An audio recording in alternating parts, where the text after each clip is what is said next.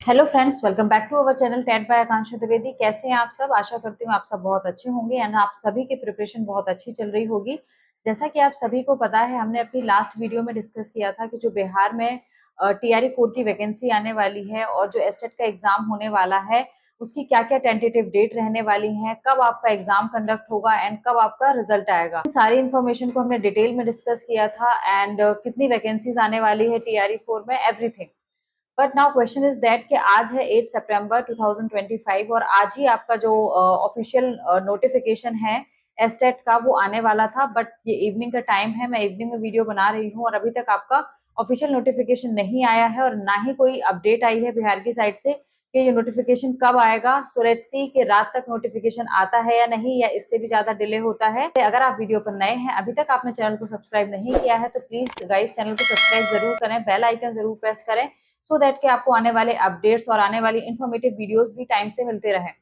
तो स्टार्ट करते हैं आज की वीडियो। तो फ्रेंड्स, हमने अपनी प्रीवियस वीडियो में डिस्कस किया था कि जो आपके एप्लीकेशन फॉर्म है एस्टेट के, वो आपके 8 सितंबर से 16 सितंबर 2025 के बीच में आएंगे और अभी आज 8 सितंबर है, अभी तक आपका ऑफिशियल नोटिफिकेशन नहीं आया है। सो लेट्स सी ये नोटिफिकेशन कब आता है। आपकी जो एग्जाम की डेट है वो 4 अक्टूबर 2025 से 25 अक्टूबर 2025 के बीच रहने वाली है। अब ये जो आपका एग्जाम है वो सीबीटी मोड में होता है। सो यहाँ पर आपका 4 अक्टूबर से एग्जाम स्टार्ट होगा एंड 25 अक्टूबर तक चलेगा। बट अभी आज 8 सितंबर है और नोटिफिकेशन अभी तक नहीं आया है। सो हम वेट करेंगे नोटिफिकेशन का कि कब आता है। 1 नवंबर 2025 को आपका रिजल्ट आएगा। सो ये थी सारी इंपॉर्टेंट डेट जो हमने प्रीवियस वीडियो में भी डिस्कस की थी।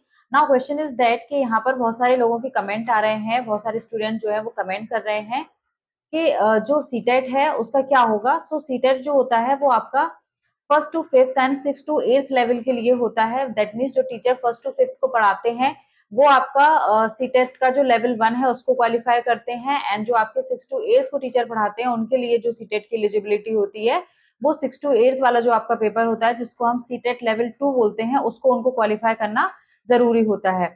नाउ बिहार के अगर टीआरई 4 के एग्जाम की बात करते हैं तो ये आपका 9, 10th, 11, 12 के लेवल पर भी होगा। 9, 10th और 11, 12 के लेवल पर अभी तक कोई सीटेट नहीं होता है। भविष्य में सीटेट 9, 10th एंड 11, 12 के लेवल पर भी होगा। जिन भी एस्पिरेंट ने अभी तक first to fifth and six to eight तक का सीटेट क्वालिफाई किया है वो टीआरई 4 में 9, 10th, 11, 12 के लिए एलिजिबल नहीं होंगे। उनको स्पेशली बिहार का जो एस्टेट आने वाला है उसको क्वालिफाई करना होगा, तभी आप 9, 10th, 11, 12 के टीचर जो है वो बन सकते हैं, तभी आप एलिजिबल होंगे इन क्लासेस को पढ़ाने के लिए। जितने भी स्टूडेंट का ये क्वेश्चन है कि इसमें सीटेट का क्या होगा, तो सीटेट जो है वो आपका फर्स्ट टू एट तक के लिए ही सीटेट का एग्जाम कंडक्ट कराता है। 9, 10th, 11, 12 के लिए अभी तक कोई सीटेट नहीं होता है। यहाँ पर जिसको भी बिहार में टीआरई 4 में माध्यमिक और उच्च माध्यमिक लेवल पर अप्लाई करना है, मतलब जिसको 9th, 10th और 11th, 12th क्लासेस को पढ़ाना है, स्कूल में पढ़ाना है, तो आपको बिहार का एस्टेट क्वालिफाई करना यहाँ पर जरूरी हो जाता है। क्या क्या सब्जेक्ट होते हैं? ग्रेजुएशन में जो भी आपके सब्जेक्ट होंगे, मैं अभी कॉम्बिनेशन की बात नहीं कर रही हूँ, जब आपका ऑफिशियल नोटिफिकेशन आएगा तब हम इसमें डिटेल में बात करेंगे कि आपका सब्जेक्ट क्या रहने वाला है। एलिजिबिलिटी क्राइटेरिया की अगर बात करते हैं तो एलिजिबिलिटी क्राइटेरिया आपका क्या रहने वाला है। बिहार में जो प्रीवियस एस्टेट हुआ था उसमें क्या क्या एलिजिबिलिटी क्राइटेरिया थे, मैं उसके बेसिस पर आपको बता रही हूँ कि अगर आपको 9, 10th को पढ़ाना है, आपको 9, 10th के लिए अगर अप्लाई करना है, टीआरई 4 जो आपका आ रहा है उसमें आप 9, 10th के लिए अप्लाई करते हैं, तो आपका जो ग्रेजुएशन है वो कंप्लीट होना चाहिए और आपका बीएड भी कंप्लीट होना यहाँ पर इम्पोर्टेंट है। आपका ग्रेजुएशन अगर कंप्लीट है, आपका बीएड कंप्लीट है, ग्रेजुएशन में आपके मार्क्स क्या होंगे? ग्रेजुएशन में एटलीस्ट आपके 45% मार्क्स होना यहाँ पर कंपलसरी है। सिमिलरली अगर बात करते हैं 11, 12 की, कि अगर आप 11, 12 के लिए टीआरई 4 में अप्लाई करना चाहते हैं तो आपका जो एस्टेट है वो क्वालिफाई होना जरूरी है। एलिजिबिलिटी क्राइटेरिया क्या होगा, क्वालिफिकेशन क्या होनी चाहिए?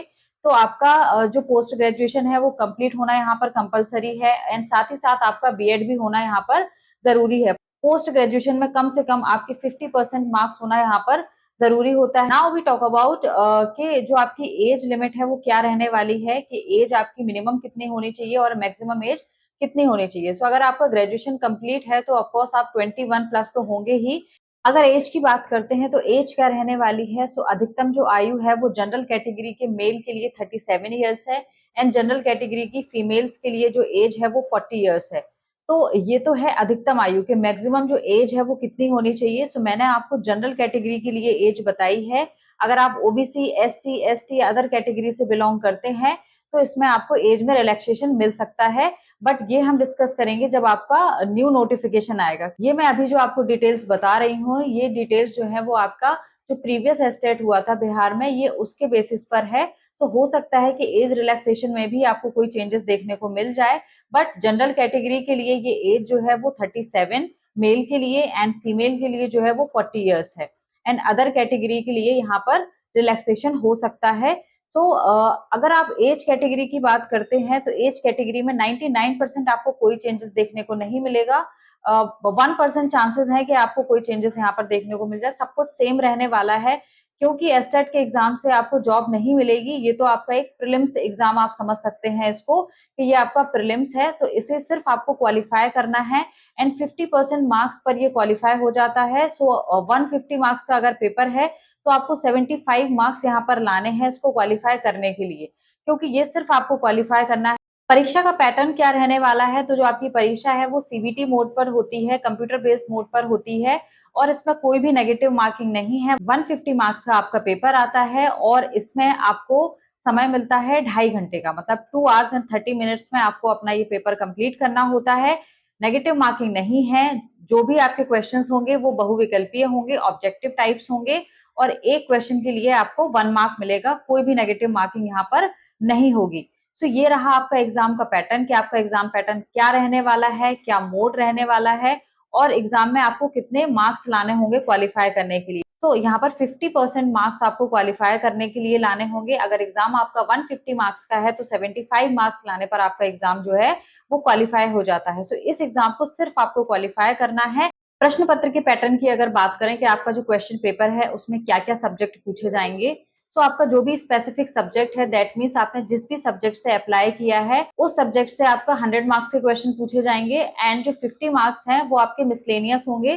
सो 50 मार्क्स में आपका जो 30 मार्क्स का पेपर है वो आर्ट ऑफ टीचिंग से होगा, 5 मार्क्स की आपकी जीके आएगी, ईवीएस जो है वो आपका 5 मार्क्स का आएगा, मैथमेटिक्स आपका 5 मार्क्स का होगा, लॉजिकल रीजनिंग आपकी 5 मार्क्स की होगी। सो टोटल आपके ये 30 प्लस 5 जो है वो आपके हो जाते हैं कितने, 50 मार्क्स। सो मिसलेनियस में आप सबसे ज्यादा देख सकते हैं कि जो सबसे ज्यादा क्वेश्चंस पूछे जाएंगे वो आपके आर्ट ऑफ टीचिंग से पूछे जाएंगे। तो आपको इस 30 मार्क्स को आर्ट ऑफ टीचिंग जो है वो बहुत इजीली आपकी प्रिपेयर हो जाएगी, एंड आपको आर्ट ऑफ टीचिंग में आपके कोशिश करनी है कि आपके मार्क्स अच्छे आए और फुल आए आपके मार्क्स, एंड आपका जो सब्जेक्ट होगा उसे आपको बेस्ट प्रिपेयर करना है। तो यहाँ पर जो ईवीएस है या फिर आपकी जीके है ये 5 मार्क्स की है। इसमें जो बड़ा पोर्शन है 50 मार्क्स का, जो आपका बड़ा पोर्शन है उसमें 30 मार्क्स आपके आर्ट ऑफ टीचिंग से कवर होते हैं। सो इस तरह का होगा आपका प्रश्न पत्र का पैटर्न। सो फ्रेंड्स, ये जितनी भी डिटेल्स मैंने आपके साथ शेयर की हैं ये आपका जो प्रीवियस बिहार में एस्टेट हुआ था ये उसके बेसिस पर मैंने आपके साथ शेयर की हैं। फ्रेंड्स, मैं ये नहीं कहती कि जो मैं बोल रही हूँ वैसा ही होगा, क्योंकि हर बार कोई ना कोई चेंजेस आते हैं, हर एग्जाम में थोड़े बहुत चेंजेस देखने को मिलते हैं। तो मैं ये नहीं कहती कि एग्जैक्टली जो पैटर्न है वो यही होगा, या जो भी मैंने आपको एज लिमिट क्राइटेरिया बताया है हो सकता है कि इसमें भी आपको थोड़ा बहुत चेंजेस देखने को मिल जाए, बट 99% चांसेस यही हैं कि जो चेंजेस हैं वो नहीं होंगे, एंड 1% यहाँ पर चांस है कि कहीं ना कहीं आपको थोड़ा बहुत चेंज देखने मिलेगा। अगर आप बात करें क्वेश्चन पेपर पैटर्न की, तो क्वेश्चन पेपर पैटर्न आपका यही रहने वाला है। सो अभी से आप अपनी प्रिपरेशन स्टार्ट कर दीजिए। जो आपका आर्ट ऑफ टीचिंग वाला पोर्शन है उसको आपको बहुत अच्छे से प्रिपेयर करना है, एंड आपका जो सब्जेक्ट है उसको आपको बहुत अच्छे से प्रिपेयर करना है, सो दैट कि आपका जो बिहार का स्टेट एग्जाम है वो एक बार में ही क्वालिफाई हो जाए, एंड अपकमिंग जो वैकेंसी है बिहार टीआरई 4 की उसमें आप एलिजिबल हो जाएं 9, 10th एंड 11, 12th के लिए पढ़ाने के लिए। जिनकी भी ये क्वेरी थी कि सीटेट का क्या होगा, सीटेट यहाँ पर एलिजिबल नहीं होता है, क्योंकि सीटेट 9, 10th, 11, 12th के लेवल पर अभी तक होता ही नहीं है। आने वाले टाइम में जब 9, 10th, 11, 12th के लेवल पर सीटेट होगा तब आप उसके बारे में बात करेंगे कि यहाँ पर वो एलिजिबल होता है या नहीं। बट अगर प्रेजेंट की बात करें तो यहाँ पर सीटेट कैंडिडेट 9, 10th, 11, 12th के लिए अप्लाई नहीं कर सकते आपके टीआरई 4 के एग्जाम में। वीडियो के एंड में मैं आपसे यही कहूंगी कि अपनी प्रिपरेशन आप अभी से स्टार्ट कर दीजिए, नोटिफिकेशन आ ही जाएगा। देखते हैं आज रात में नोटिफिकेशन आता है या फिर जो भी टेंटेटिव डेट दी गई है उसमें आपका नोटिफिकेशन आता है, बट आपको अपनी प्रिपरेशन अभी से स्टार्ट कर देनी है, क्योंकि आपको पता है कि जो प्रीवियस आपका बिहार में एस्टेट हुआ था उसमें आपको कितना समय दिया गया था प्रिपरेशन के लिए। सो आपको अपने सब्जेक्ट और आर्ट ऑफ टीचिंग वाला जो पोर्शन है वो बेस्ट तैयार करना है। वीडियो के एंड में मैं आपसे यही कहूंगी कि all the best. Friends, video अगर अच्छी लगी हो तो प्लीज चैनल को लाइक एंड सब्सक्राइब जरूर करिएगा, बेल आइकन जरूर प्रेस करें सो दैट कि आपको आने वाले वीडियोस की नोटिफिकेशंस टाइमली मिलते रहें। एंड अपने फ्रेंड्स के साथ जरूर शेयर करें सो दैट कि उनकी भी हेल्प हो। एंड मिलते हैं नेक्स्ट वीडियो में, तब तक के लिए thank you, take care and bye bye.